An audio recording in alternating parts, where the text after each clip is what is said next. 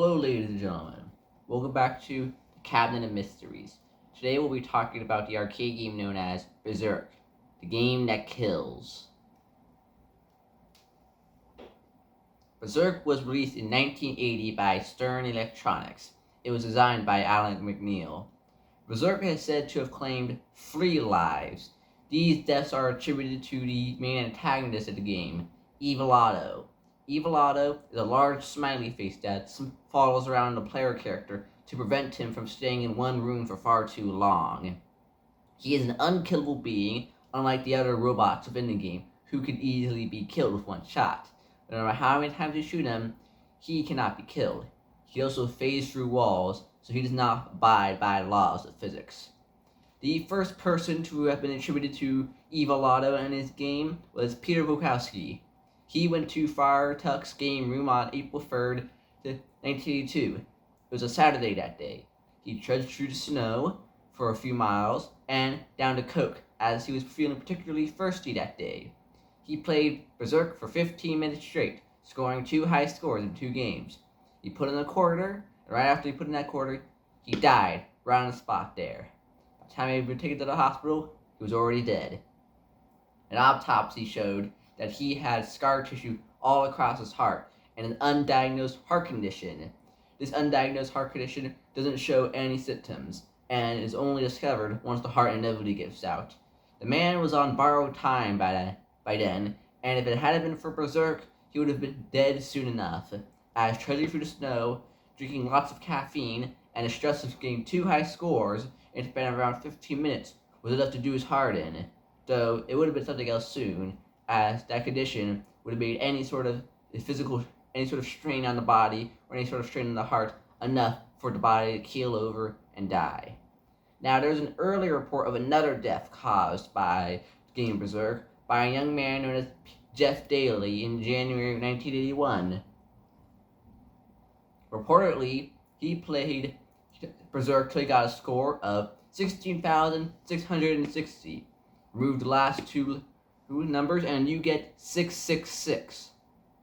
Now, the thing about that, there are no records of a Jeff Daly ever dying while playing Berzerk. The closest thing to a report at that time was a Jeff Daly dying in an automobile crash, but not playing video games.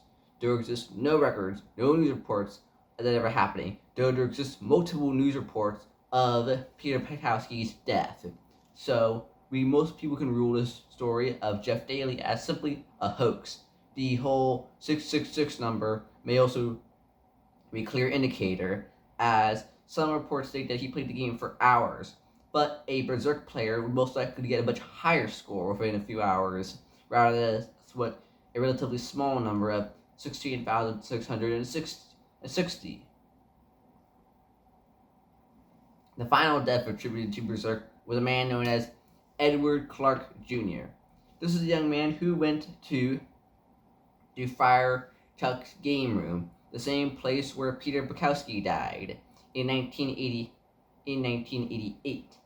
Now, when he arrived there, he saw that there were quarters on the arcade machine, so he took the quarters and began to play them. This is where he encountered the man known as Pedro Robert.